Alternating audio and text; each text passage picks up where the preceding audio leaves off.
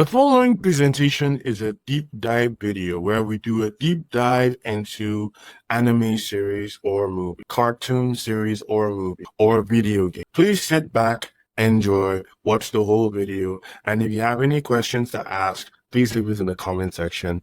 Thank you. Now sit back and enjoy. Alright, we are going to do a breakdown on Rathma's prophecy and how it has happened during the original Diablo 4 storyline, and how it's happened from the Diablo 4 storyline, the original storyline, all the way into the Lord of Hatred storyline. So here we go. I saw my corpse, and from my mouth called hatred. That's what the first sentence actually says. Now, that makes us think of the events of Diablo 4. But that makes us think of the Vessel of Hatred storyline and everything that happened to it from the beginning to the end. Now, the next part is, a father burned his children on a pyre. A mother molded a new age from the ashes. That makes us think of Inarius murdering his own son, because he wants to prove to the high heavens that he's done with Sanctuary and he wants to come home. He has completely given up on Sanctuary, and he doesn't view the people of Sanctuary as his children. He views the people of Sanctuary as an abomination. So bad that he's looking at Sanctuary this way. He hates Sanctuary so much that he's willing to kill his own son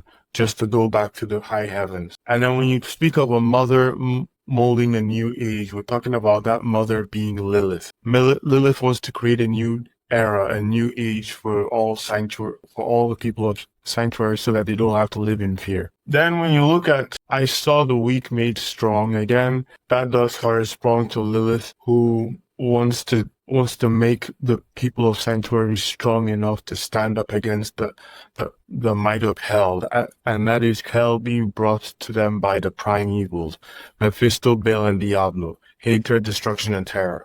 That's what she's preparing Sanctuary against. She's preparing everyone in Sanctuary to fight against the prime evil. Now, when you look at the tears of blood rained down on a desert jewel and the way to hell was torn asunder, that makes us think of the events of the original. That makes us think of the original storyline of Diablo 4, where Lilith, when the heroes learn that Lilith found the key to the burning hells, and she's going to open the door that is underneath Chaldeum, by the time they get there, it's already too late, because Lilith already opened the door to hell. She's already passed through.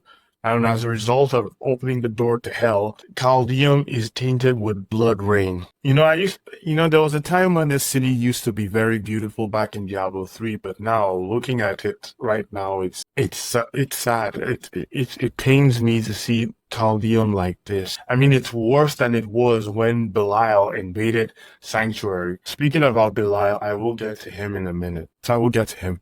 Now, the last part of this prophecy says, then came a spear of light piercing Hatred's heart, and he who was bound in chains was set free. That makes us think of Inarius stabbing Lilith, Inarius being free from the burning hells, and when he returns to Sanctuary, he prepares his followers to assault Lilith and the burning hells, because that's where the final battle is going to. Of course, the final battle actually did happen, but not in the way Inarius hoped it would be, because Inarius thought that by killing Lilith, he would be welcomed back to the high heavens. But that's not what happened, because after he stabbed Lilith, the high heavens, they didn't want him back.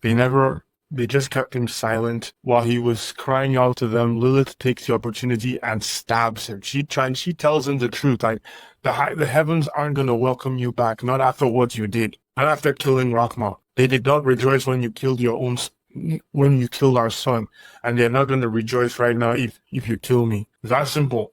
She tried to tell him, but Inarius wouldn't want to listen. Inarius was such a crybaby that he was like, in his mind, he was like, I want to go home. I miss home. I want to go home. I miss home. I want to go home. He's such a crybaby. Now we go on to the next part where it says, burnt parchment says, I saw a child give birth to a mother as Hatred's son set, and that of terror and destruction dawned. Now, the first part makes us think of the return of Lilith, and Lilith is going to return. There have been rumors that Lilith is going to return. Remember in the first trailer of Lord of Hatred, Her voice was echoing, saying, "Without me, you would have no victory." Maybe in a flashback, yes, but Lilith is going to return. There are rumors. I don't know how she's going to return. So let's just go and let's just buy Lord of Hatred and see exactly how she's going to return.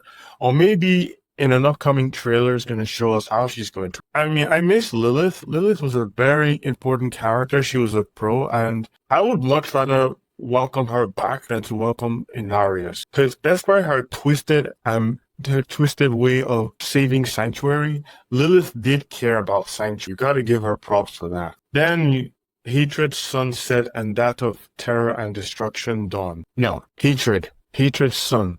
That is Mephisto is running that department. After all, he is the Lord of Hatred and the father of Lilith. He wants to spread hatred all across Sanctuary. Now, if you guys remember in the final, when Loras was narrating the ending of Vessel of Hatred, where he said that Nahantu was spared from Mephisto's touch. No. In the first trailer of Lord of Hatred, Mephisto says soon all of Sanctuary, that includes Nahantu, will be bathed in hatred. So he is going to come back to Nahantu. He is going to torture Nahantu. Only this time, he's going to torture Nahantu in his true form. And then when you see, okay, let's say that this picture right now, look at this picture right here. Let's say that this picture is Hatred's sunset. That is Hatred. The sun of Hatred is actually setting. That's when you see Baal, the Lord of Destruction, who is not too far behind, as the prophecy says, and Diablo, the Lord of Terror, who's also not too far behind. Now, when it said that when Hatred's sun sets, so begins the dawn of terror and destruction. Terror and destruction are going to be one tag team. So you're telling me that Mephisto is spreading hatred so much that to make Sanctuary very vulnerable, so that it will be much easier for Baal and Diablo to actually enter in. Now, we go back to Rathma's prophecy, where it says, long story short, the bottom line is hell is coming. Well, hell is not coming.